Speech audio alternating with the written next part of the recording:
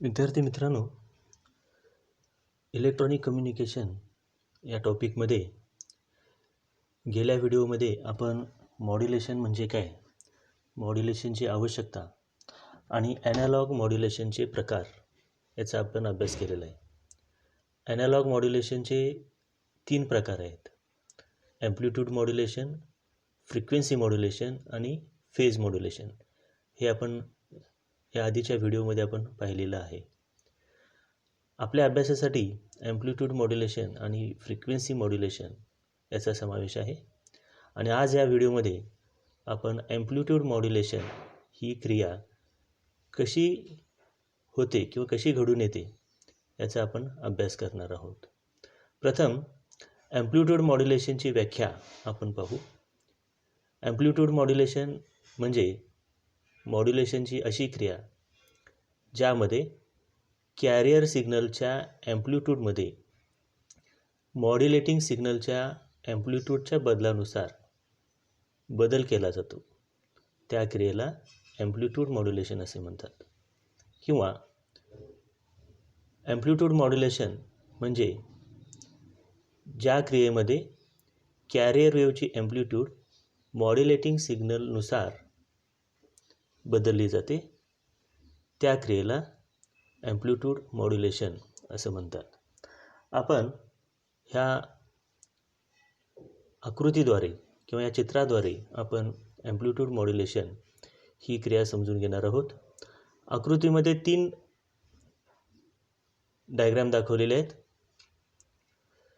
एक आहे हा मॉड्युलेटिंग सिग्नल, दुसरा कॅरियर सिग्नल आणि हा modulated signal, amplitude modulated signal.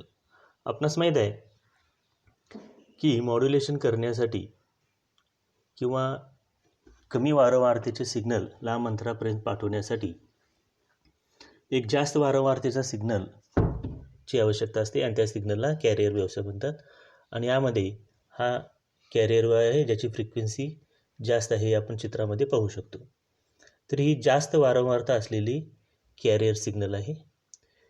जो सिग्नल पाठवायचा आहे त्याला मॉड्युलेटिंग सिग्नल असं म्हणतात. माहितीचा सिग्नल किंवा मॉड्युलेटिंग सिग्नल, त्याची वारंवारता कमी आहे हे सुद्धा आपण या ठिकाणी पाहू शकतो. आणि ह्या मॉड्युलेटिंग सिग्नलच्या बदलानुसार कॅरियर सिग्नलच्या ॲम्प्लिट्यूडमध्ये बदल घडवून आणला जातो आणि परिणामी जो आपल्याला वेव्हफॉर्म मिळतो त्याला म्हणतात ॲम्प्लिट्यूड मॉड्युलेटेड वेव्ह. हे तिसऱ्या चित्रामध्ये दाखवलेलं आहे. ही आहे ॲम्प्लिट्यूड मॉड्युलेटेड वेव्ह. आता यामध्ये बघा, मॉड्युलेटिंग सिग्नलमध्ये 5 टप्पे दाखवलेले आहेत. ए टू बी, एपासून बीपर्यंत मॉड्युलेटिंग सिग्नलची ॲम्प्लिट्यूड वाढत जाते, 0 पासून पॉझिटिव्ह दिशेला वाढत जाते. बीपासून सीपर्यंत ॲम्प्लिट्यूड कमी होत पुन्हा 0 येते. सीपासून डीपर्यंत 0 पासून निगेटिव्ह दिशेला वाढत जाते आणि डीपासून ईपर्यंत पुन्हा कमी झालेली ॲम्प्लिट्यूड पुन्हा 0 पर्यंत येते. अशा पद्धतीने ह्या मॉड्युलेटिंग सिग्नलमध्ये बदल होतो. आता ह्या बदलानुसार कॅरियर सिग्नलची ॲम्प्लिट्यूड ही बदलली जाते. आता या ठिकाणी बघा,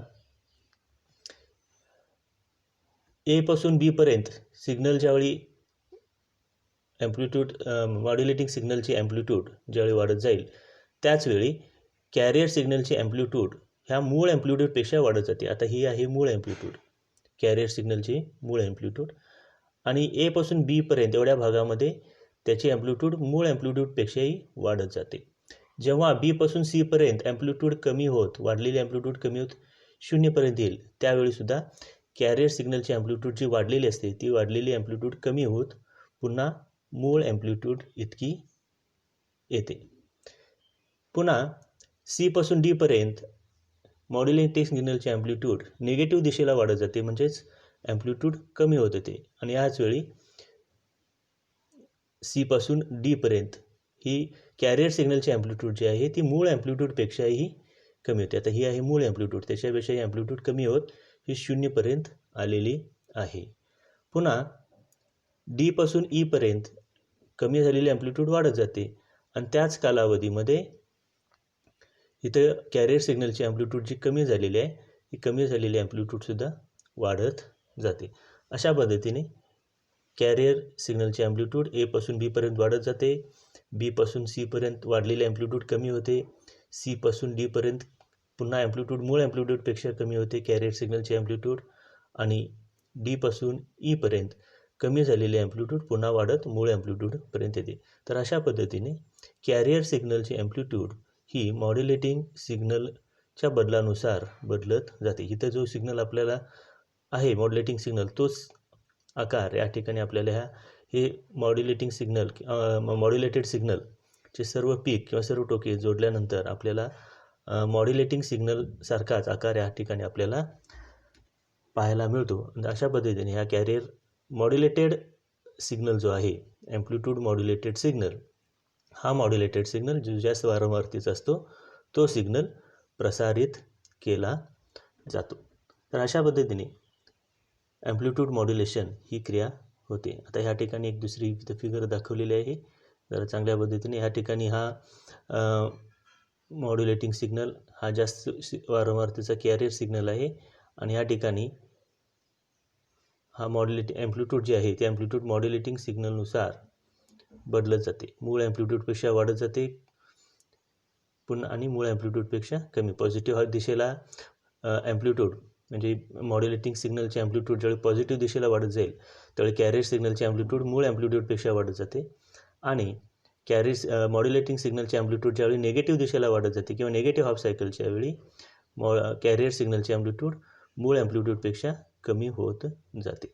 आणि अशा पद्धतीने हा ॲम्प्लिट्यूड मॉड्युलेटेड सिग्नल आपल्याला मिळतो, जो AM सिग्नल असं म्हणतात.